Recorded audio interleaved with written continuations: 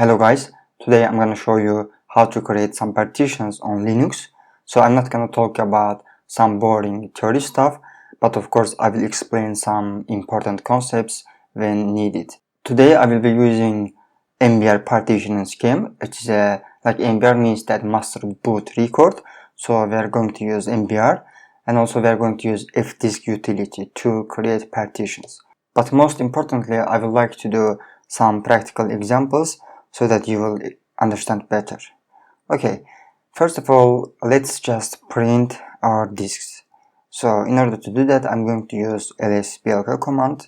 So type lsblk and it will just display all the disks that you have here. So I just added, before this video, I just added two new disks here. The first one is STB and SDC.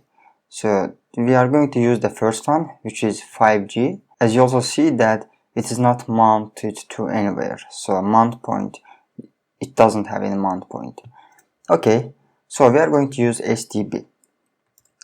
Okay, let's write our command. So it is fdisk, and then we are going to type our disk name. So it will be dev STB and press enter.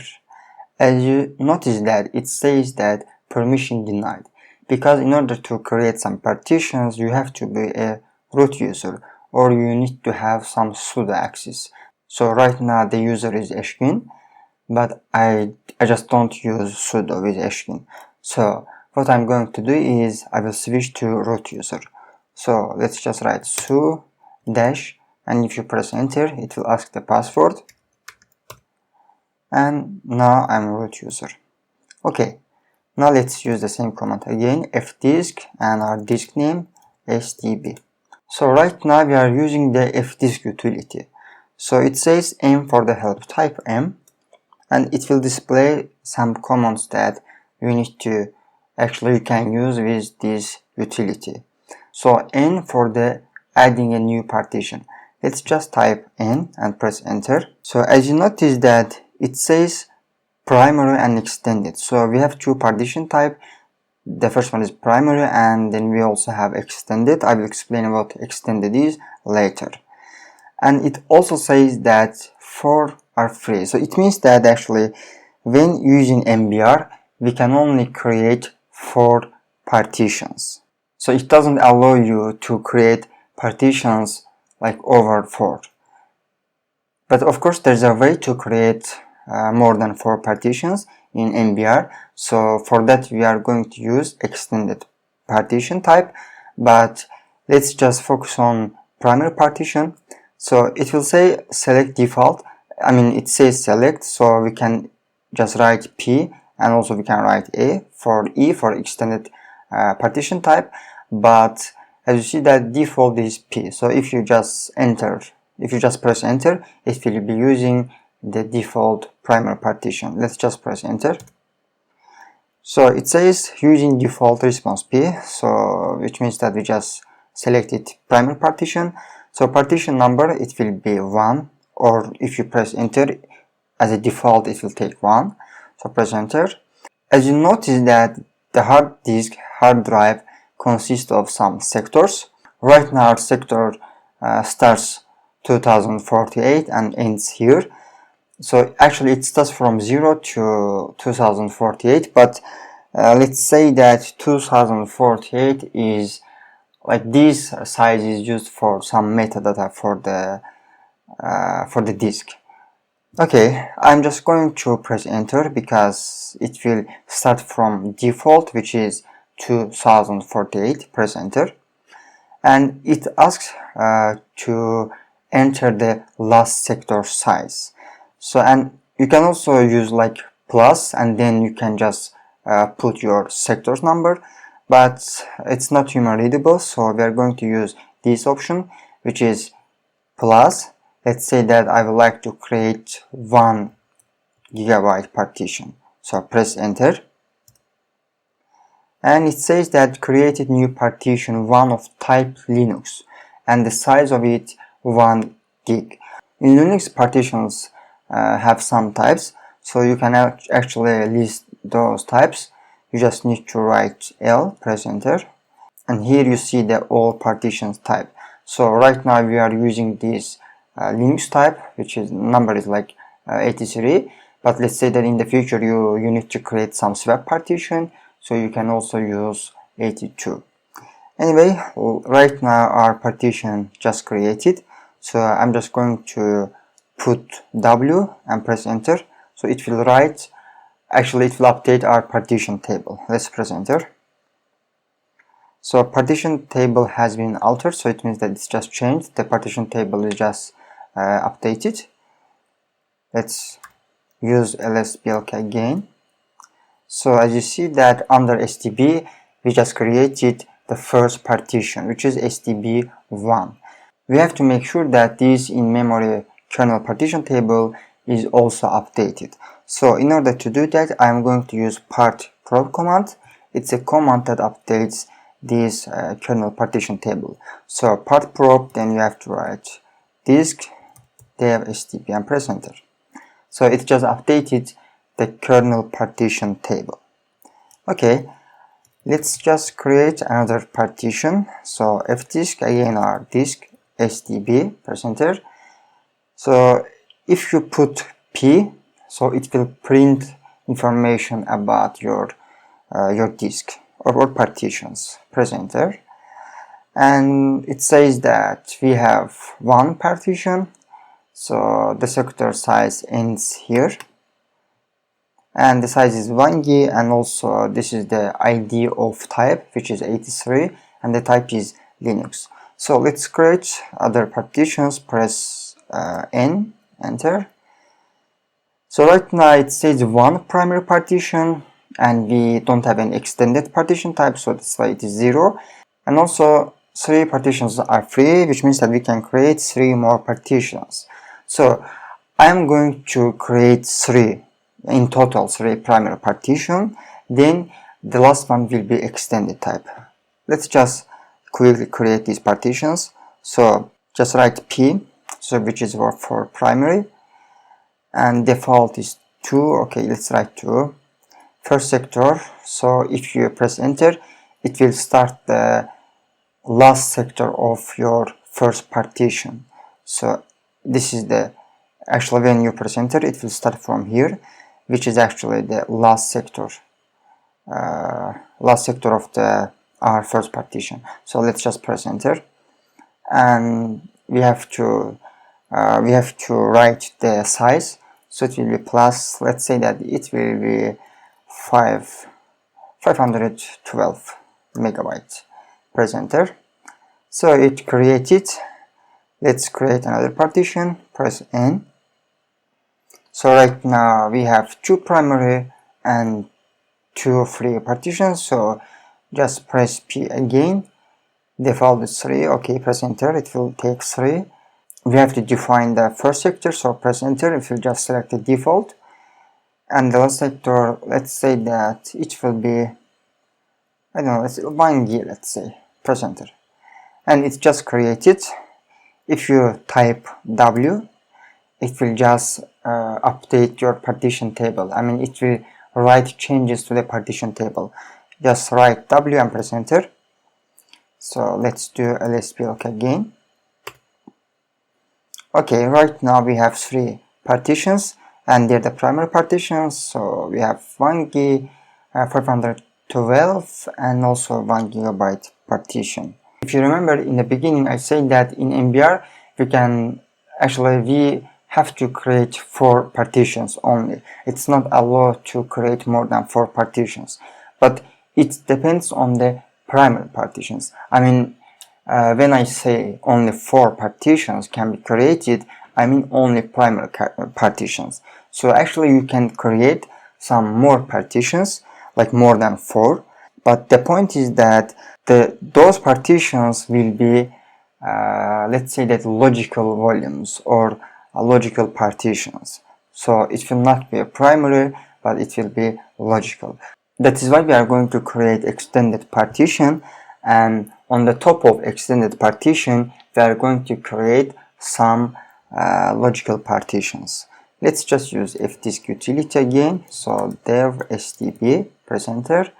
So it will Let's just put n for the new partition. As you see that partition type now default is E. So it says that you can create extended partition, but also you can put P and create primary partition, but after that you will not be able to actually create more than 4 primary partition. So I'm going to use E option. So as you see that it says it's a container for logical partitions. So it's just simply a logical partition. Press enter and selected partition for first sector. Of course we are going to use default. Press enter. So for the last sector we are going to use also default sector size. So it will actually simply just select all the free disk size. So let's just press enter. So actually we just create the new partition, which is a partition 4, and the type is extended, and the size is 2.5. so this is the free space that's left. Okay, let's just write P. It will print information. So right now we have 4 partitions and the last one is extended. So as I said before, on top of extended partition type you are going to create some new partitions which will be logical partitions. So let's just put n for the new partition. Press enter. So as you can see, it says here that all primary partitions are in use, which means that we just created all the allowed primary partitions. Now we are going to create logical partitions. So it will be partition 5. So first sector as a default, press enter. And the last sector, let's say that, so we have 2.5 gigabyte for extended partition, so we have to use this size. I mean, you can create some partitions using this size. So let's say that the first one will be, I don't know, let's say 800 megabytes. So plus 800 M, press enter. We just create a new partition 5. So the size is 800. So let's press N again.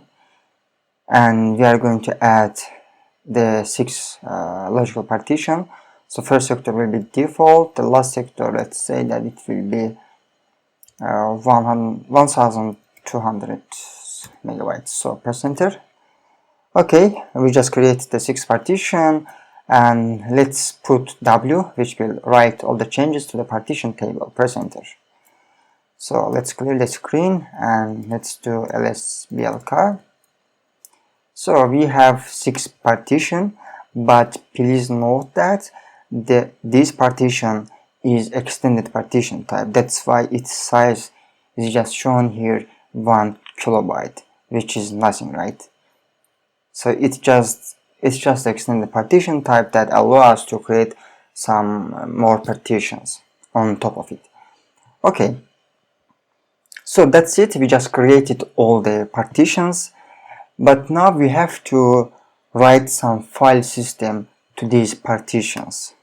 Now, in order to read some files, you have to actually the partitions has to have some file system types.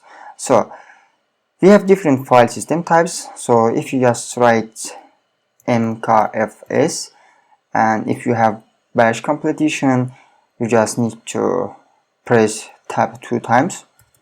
So as you see that we have some different types of file system. So like we have extended, like this X4 is popular, and also XFS is the popular file system type. I'm going to use XFS. So mkfs.xfs, and then you have to write your partition. So let's say that, let's just choose the first one. So dev hdb1. Press enter. And as you note that it just created a new file system, it just wrote new file system to hdb1. Let's write X4 file system to the hdb2. So mkfs dot, now I'm going to use this one, x4, and let's say that this will be dev hdb2. Press enter. So it just created a new file system. It just wrote new file system to hdb2. Okay, let's clear the screen and let's do lsbcar. So we have 6 partitions.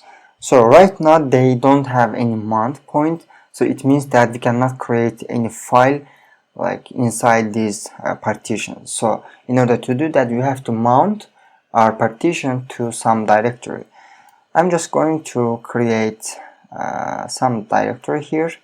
So let's just say HDB1 and HDB2. So HDB1 and 2. Let's just cd there and print the working directory. So it is root HDB1. Let's copy. So I will use mount. So I will just mount our disk. So if dev HDB1 to the mount point, which is root HDB1. Okay, let's now do lsblcar. As you can see that HDB1 partition is just mounted to this mount point, which is root HDB1. But the problem is it's not a permanent solution, so this one is a temporary solution. So it means that when you reboot your machine, so right now I'm using the CentOS, when I reboot this machine, it will be just gone. So we will not have this mount point. So let's just do that. Just type reboot. Let's press enter.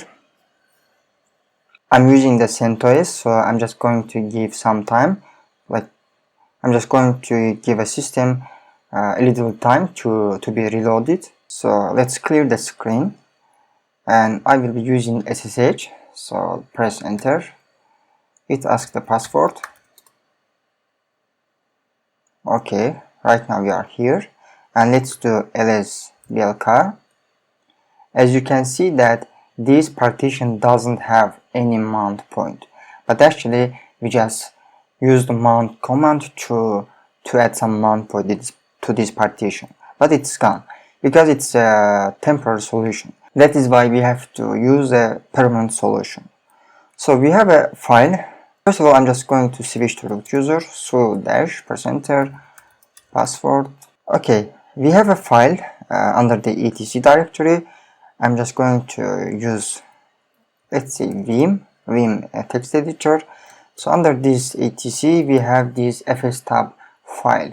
Let's press enter. So this is the file that you can use as a permanent solution for your mount points.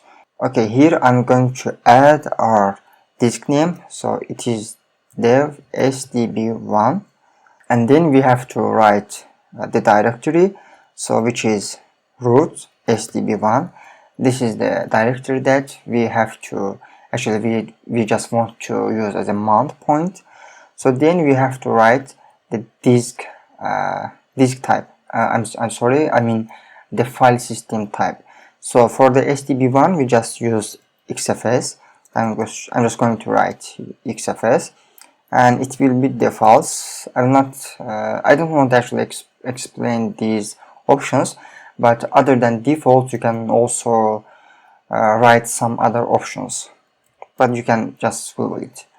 Okay, default, and here we have to write 0, 0. So instead of 0 you can write 0, 1, 2. So 0 just means that when your machine starts, this disk will not be checked. So if you write 1, so when your machine starts, the system will check your disk, but we don't want to do that because it can take a lot of time. That's why I'm just going to use 0, 0.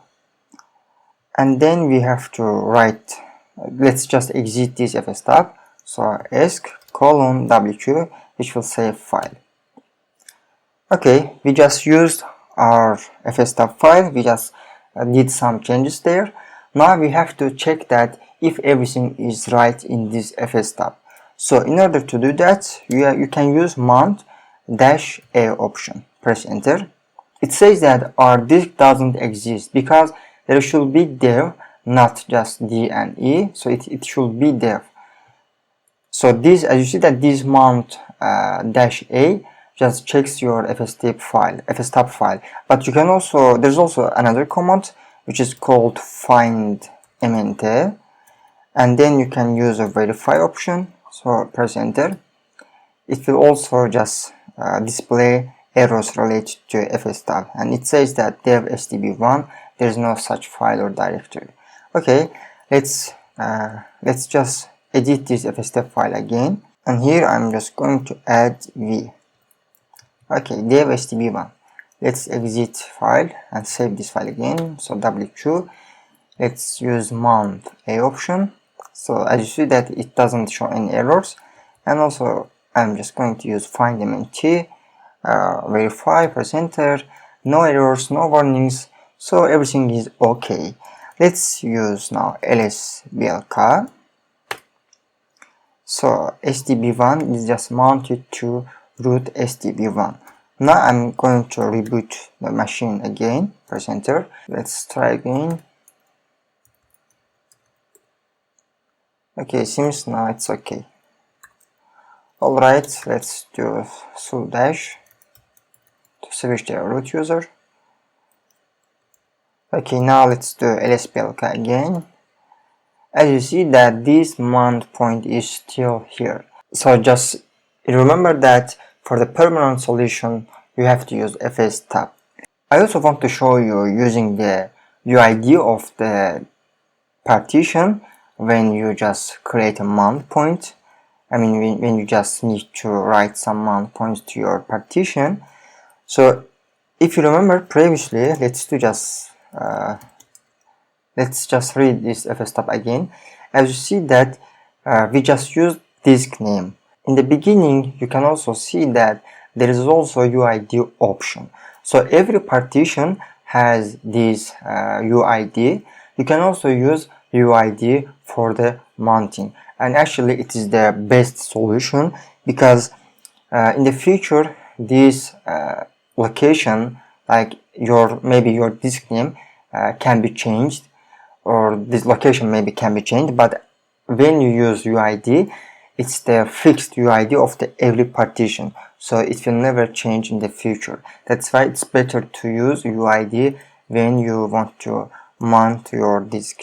Let's just exit this fstab, and I'm going to show you where you can find this UID. So we have one command, blk id, press enter. It will show you all the UID of your partitions, but let's just use sdb2 because I would like to.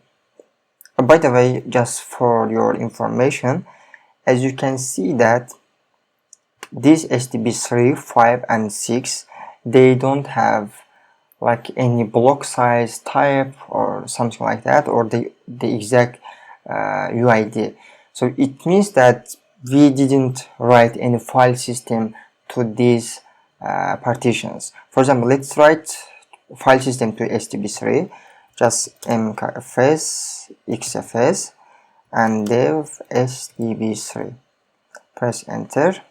Now we just wrote a file system to sdb3, and let's do blk id again. As you see that, where is sdb3? Okay, it's here. So sdb3 now has UID. Okay, now let's mount this sdb2 using the UID. So I'm just going to copy the UID, and let's edit fstab, and here I will add the UID, and then you have to type the mount point. So if you remember that we just created sdb2 folder in the beginning, so root sdb2 and the file system xfs. So I'm just going to use default options, defaults, and then we are going to use 00. Then let's save this file. So mount a. So we are going to use mount a option to check the fstab file, press enter. Okay, we have some errors. Root sdb2. Oh, it says that wrong file system type. Okay, why it just happened? Oh yeah, right here. As you can see that sdb2 we just wrote file system ext4 for the STB2, but in the FS tab we just use XFS, so it is wrong actually. Let's edit FS tab again, and instead of XFS I am just going to write xt4 and then save the file again. Now let's use mount A. Again it says that we have some wrong FS type. Sorry, Bialka ID STB2, so it is ext4. Something is wrong here. FS tab. Okay, I think it is right. We just used ext4 and this is the correct type actually. Oh, we just did something wrong here. It should be defaults, so I just missed a letter A. Okay, let's do mount A again, so we don't have an error. You can also use findMNT, verify. No errors, no warnings. So lsblk, and we have 6 partitions. The first one is the extended type, and we just add some mount points, these STB1 and STB2. Okay, I think you just learned how to create partitions on Linux. Bye bye.